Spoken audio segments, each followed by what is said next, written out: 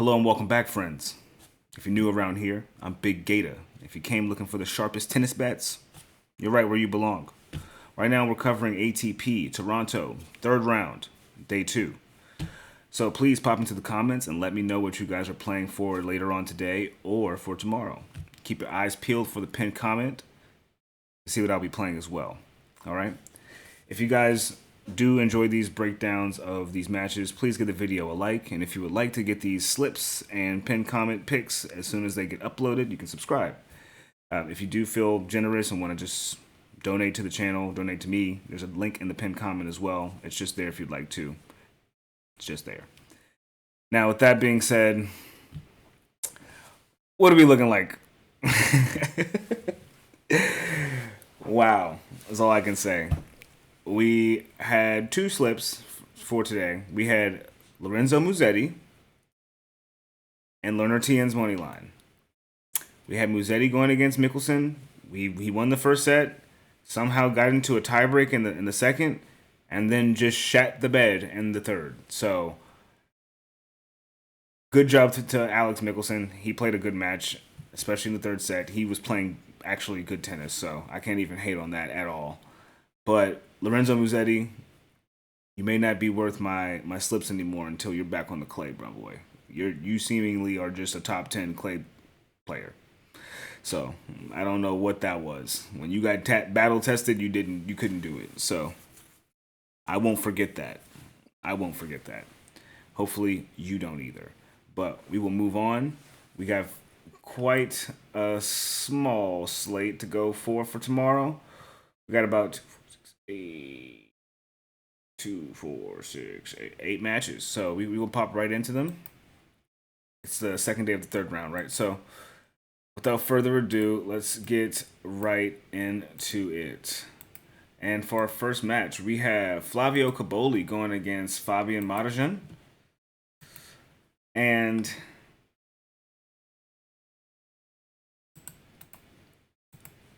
this would be their third head-to-head, but the first time on the hard courts. Cobolli did beat him in straight sets on the clay earlier this year in April in Madrid. 7-6 in a tiebreak and then 7-5. 14 games. So, off top, he's been winning the past few matches. His last match was over. 12.5 games as well. So,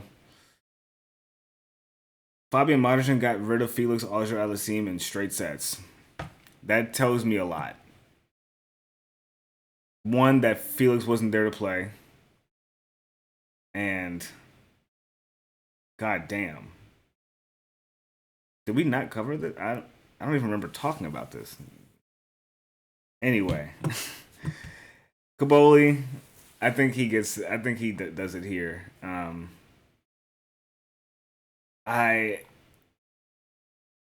I do like him winning this match, in all honesty. I'm a little hesitant, maybe a hair. Maybe a slight hair of reluctancy. They're even money, both of them. Minus 118 for Cobolli. Not a bad price. You're definitely going to be getting your money's worth out of it if he wins, is what I'll say. Looking at their hardcore record so far, Cobolli is 5-8, not too strong. He lost to Tiafoe back in DC. So far, he's won. Only dropped a set since then. And he was looking pretty bad on the hard courts, jumping out of the hard courts earlier this year with only one win since his defeat back in the Australian Open, and that was against Elliot Spizzuri in a challenger, and that went to a third set. So I like Flavio Cobolli to win. I know I'd be saying he's still here, but I think we wait to see if he gets through this round. And if he does, we can put money on him on the next one. Yeah, that's what I'm going to do. All right, next we have We have Ben Shelton going against Brandon Nakashima. The two Americans. Nakashima and Ben have played each other 4 times already. Ben has beaten him 3 times in a row on the 4 times in a row, but 3 times in a row on the hard court, twice already this year, with a tiebreak in almost every first set they have. That's so crazy.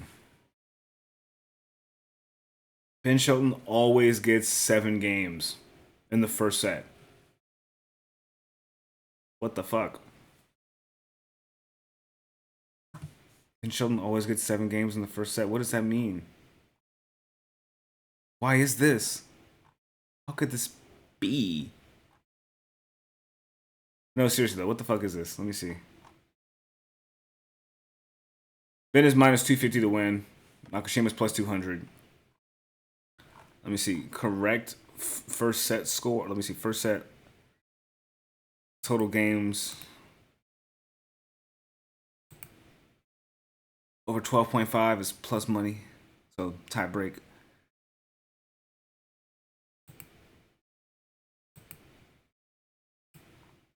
I would take it at. Oh. This is what I don't understand. If you're betting on something to go over 10.5 games, you're betting on it to go to 13 games, right? No, it's not true. Tiebreak is 13 games. Okay. It can still go 7-5. Okay. Glad we got that out the way. I think it goes over 10-5.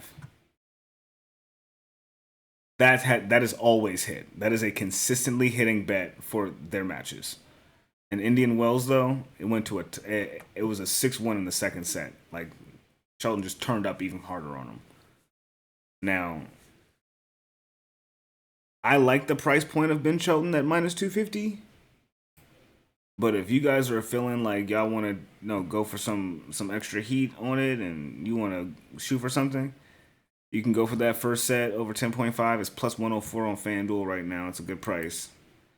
Or if you want to parlay piece it so they both get 5 games in the first set, so it goes over 9.5. That's minus 270. Ben winning in straights is plus 112, which he has done in their last head-to-head this year on the hard courts and at Masters. So this is one of those ones where it's like, what do I pick here? Don't think too hard. Just go with what you want. I want to just bet on Ben to win, but the value in other places is like getting me like, ooh. His total games are at 13.5. I wouldn't touch that. I would not touch that. Too volatile for me to calculate in my own head off the top. So, total games, we always get 13 or 12 and 13 in the first set. So, you can assure that you can at least get another 8. Minus 370 to go to 21 games. That didn't happen in their last match, by the way. So, if it does go under that, it's plus 250. If you think Ben is just going to be beating the shit out of him, Nakashima's only gone against Ethan Quinn, in which he went into a tiebreak against Ethan Quinn. I don't think Ethan Quinn is bad at all. He's 86 in the world, but Nakashima is supposed to be, 30? And now you're going against Ben Shelton, who just made it to 7. We had people doubting that he was going to be able to cover the spread for Mannarino. He destroyed that guy. 6'2", 6'5", 6'3". Covered the spread by 7. So, I don't know, man. He's only lost to the one dude that everybody hates to play, and that's Alejandro Davidovich Fokina. So, that's a fair loss. Same with Nakashima. He lost 6'4", 6'4". I'm pretty sure he covered the spread there. So, Ben money line. Leave it straight and just leave it at that. Next we have Francis Tiafoe going against Alexander Vukic. Now, I'm pretty sure these dudes have a head-to-head history, and they have only been on hard courts. Yes, they have. Indoor hard courts, to be exact. Tiafoe did win about 5 years ago in a challenger level back in Dallas, but Vukic beat him last October 6-2, 7-6 in Almaty. Oof. I think I remember watching that match, and I was like, what the fuck?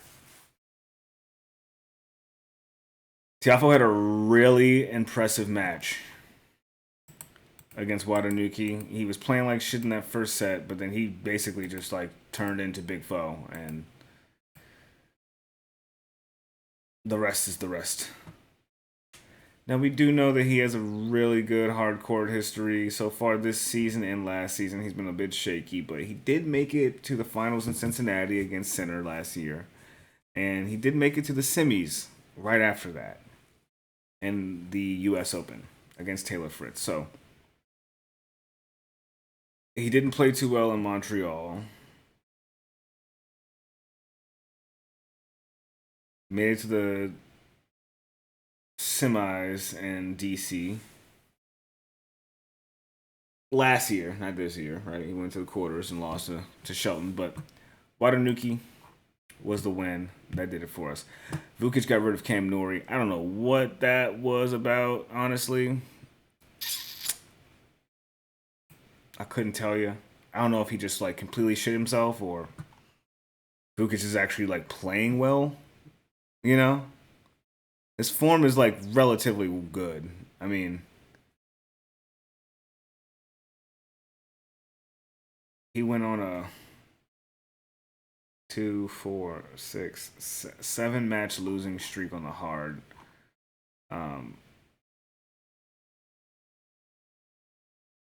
Before coming to Washington. So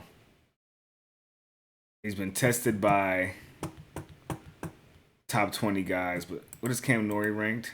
Like 50 something? 80 something? Oh, Cam Nori's ranked 40?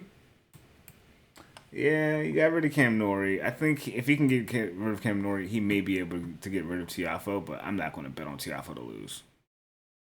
Sorry. Call me foolish, call me biased. Y'all got me fucked up. I ain't betting against Big Foe.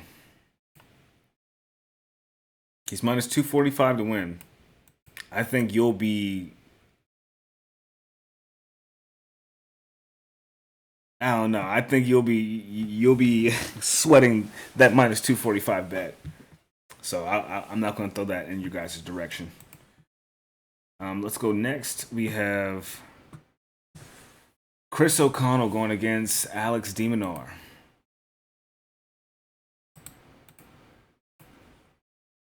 And they've played each other once before, about 10 years ago in the Australian Open. So, and it actually went to a 3-setter. Straight sets. First round, wild card. De Minaur lost in straights. A 16-year-old de Minaur got to a tiebreak with Chris O'Connell. Now they're 70 ranks apart. De Minaur being 8. Excuse me. Oh, goodness. So O'Connell just got past Tsitsipas. That was, I mean, Jesus. I gotta be giving up wins nowadays, huh? And then de Minaur got through Comasanya pretty convincingly. I mean, looking like he's still in DC, honestly. And what is he at right now? Minus 1,200.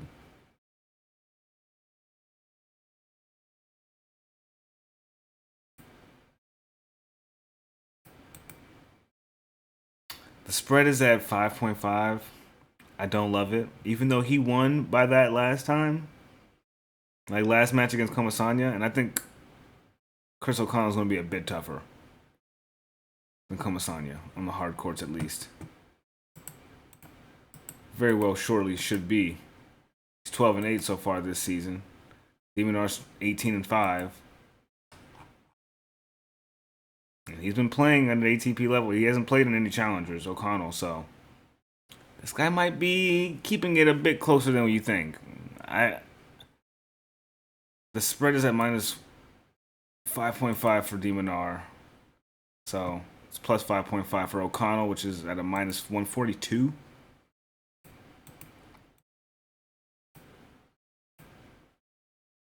I would take the plus 6.5 at minus 310.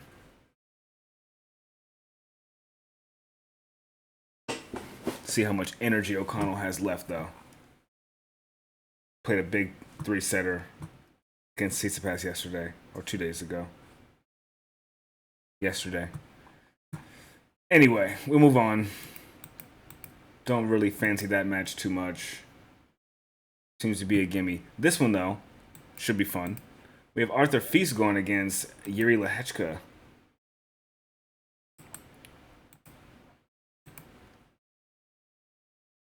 And these guys have played each other once before on the indoor hard courts in the Davis Cup last year. Fils winning 7-6 in the first set, 7-5, 6-4. Almost got rid of him in straight sets, but couldn't win the first tiebreak. Interesting. That's very interesting. That was last year, though, and the Yuri Lehecka we've been getting this year, I feel like is better. He was 18-10 last year, and Fils was 15-9. Now, Fils did come back off injury and beat the brakes off of Pablo Carreño Busta, so I didn't see too much of that match, though. So I'm going to have to look at that before I put down a bet for it. 10-5 for Fils and 13-6 for Lehecka is such a ball toss up in the air. Percentage-wise, they're only 2% apart, winning on the hard court. Lehecka having the 63, Fils having the 61. Only difference is the record so far, but Fils has been injured. So he's 22-11, but Lehecka's 27-15. Technically, Fils is playing better across all courts. He made it to the quarterfinals against Jakub Mensik in Miami and lost. Fils made it to the quarterfinals in Indian Wells, lost to Medvedev. And then Lehecka didn't even make it to the second round, past the second round. Lehecka's the favorite here, but I think our brother Arthur Fils might be actually in a good place for this, even though he only has one match under his belt since being off injury, and it's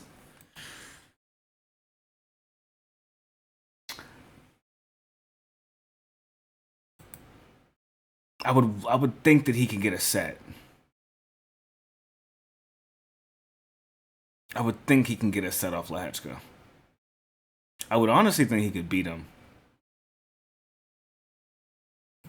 He's ranked better. Not by much, but he did make it to the top 15 this year. Lehecka made it to the top 22. So that does tell you a little bit, not a lot. Before coming back to the hard courts, Lehecka was on a 4-match losing streak. So to see Fils come back after losing in the quarterfinals in both of those tournaments and then kind of returning without a hitch, I'm leaning more on Fils.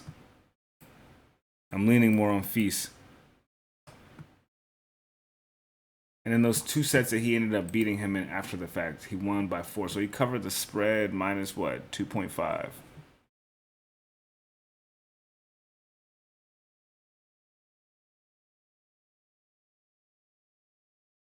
Yeah.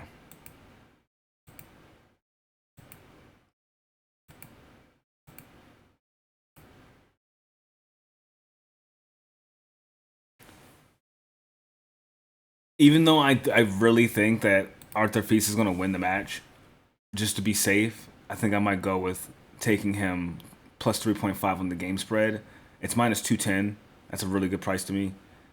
And, like just that and Ben Shelton winning is already plus 106. It's not a bad ticket right there.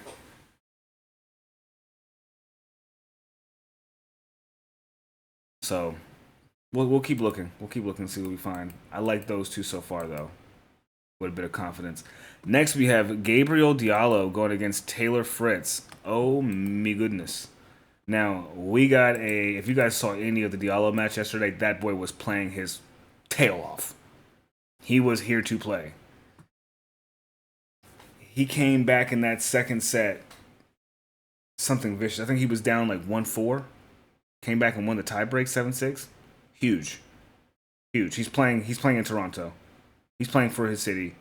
He's showing off. He got a set off of Taylor Fritz in their one head-to-head on the grass earlier this season, right? So, just looking at both of their hardcore records, Diallo's 12-9. Fritz is 16-6. Diallo's actually ranked right underneath Taylor Fritz as far as serve rating this year.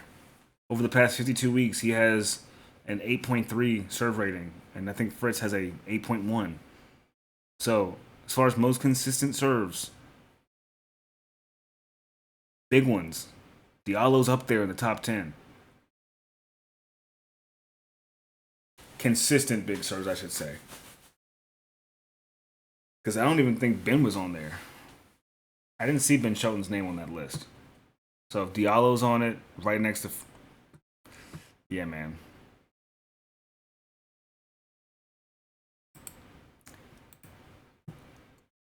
I like Diallo getting a set.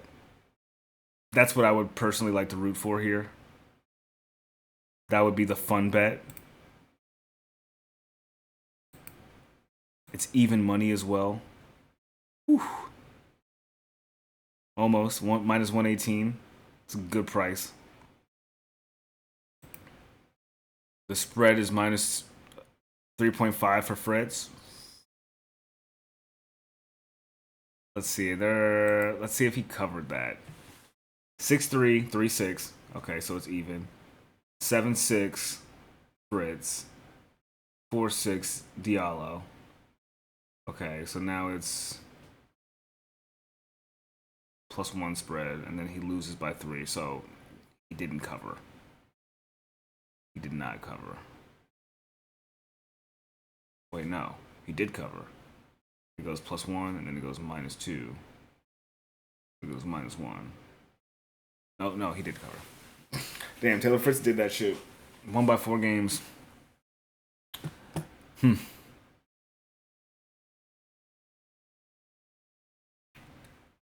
got 2 sets off Taylor Fritz on the grass. I think that's enough to say this guy can get it done. He can get us a set. Taylor Fritz was in a battle with Roberto Carballes Baena. Ended up coming back in that set too and doing the deed. They're both looking really good. But Taylor Fritz is obviously the better one here, right? Gotta win this match. But if Diallo wins, I wouldn't be surprised. I would not be surprised. Diallo is good at tennis.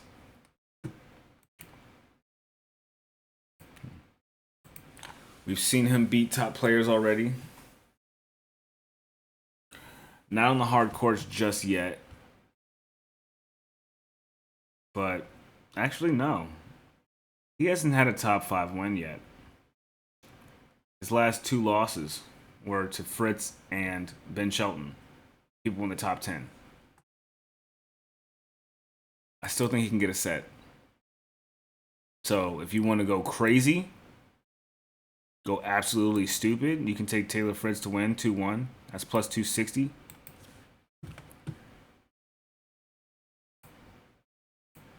But I think that'll be it from me on that front. Next we have Rublev going against Sonego.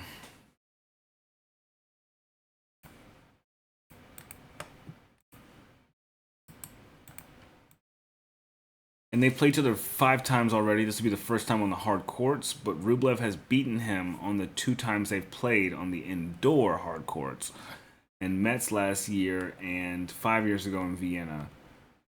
Sonego seemingly has his number on the clay, but on the hard courts, it seems to be Rublev's territory. Not a big surprise there. Sonego did get rid of Ichikante Ichikete, Inchakete Bu, or Bu Inchakete, whatever you say. And then Rublev got rid of Gaston, which he should have the way he got rid of him. So pretty open close there. I don't like this matchup, to be honest with you. I say all the time, Sonego's like a pit bull when he plays. He plays like someone's holding a leash on him, and he can't control himself. It's fun to watch at times. These two going against each other, I think it's too much turmoil on one court, like too much energy. So I couldn't tell you where it goes here. I think it's going to be weird. Like we had a weird Mickelson and Musetti match. This could be the next weird one. I might stay away from this one, honestly. And that'll lead us into our last match, which is going to be funny to watch for me. Alejandro Davidovich Fokina going against Jakub Mensik. Jakub Mensik has lost to this guy 3 times in a row. Played him twice this year, once in the Australian Open, went to a 5-setter. And Eastbourne in the quarterfinals beat him in straight sets. It's 3-1 between them, but as I said before, Fokina has gotten the last 3 wins over the last year. The last time Mensik beat him was in Doha earlier in February last year in straight sets. Other than that, I may be just ever so much leaning on ADF to do it here. Jakub Mensik got through Tristan Boyer. That's not going to be enough to get through Alejandro. This dude is hunger right now. After that loss in DC, and he beat Mute the way he beat Mute, be afraid of this guy right now. Please, please, please be afraid of this guy. I think I know what I'll be doing for tomorrow.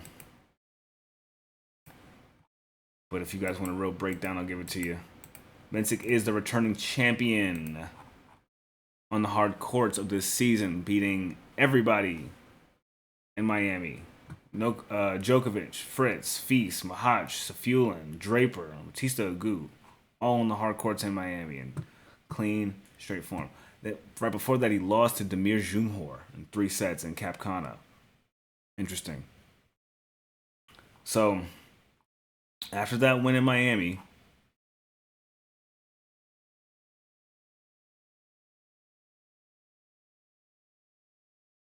his only real test on the hard court so far has been Tristan Boyer. I don't know.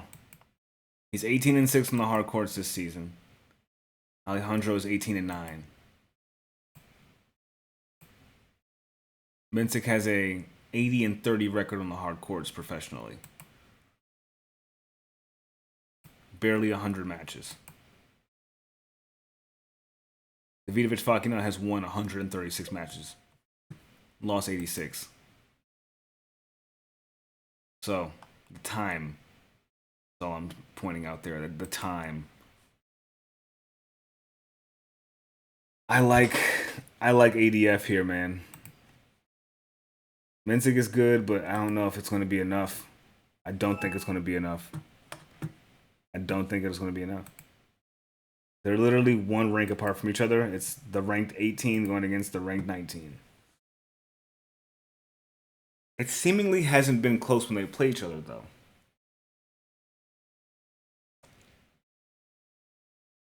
I think that if he can get to a 3rd set tiebreak I think if he was good enough to beat Minaur. If you're good enough to beat Minaur, you can beat anybody else out here, bro. He lost due to pressure. This is not the same level of pressure he's going to be dealing with. I like Fokina to win.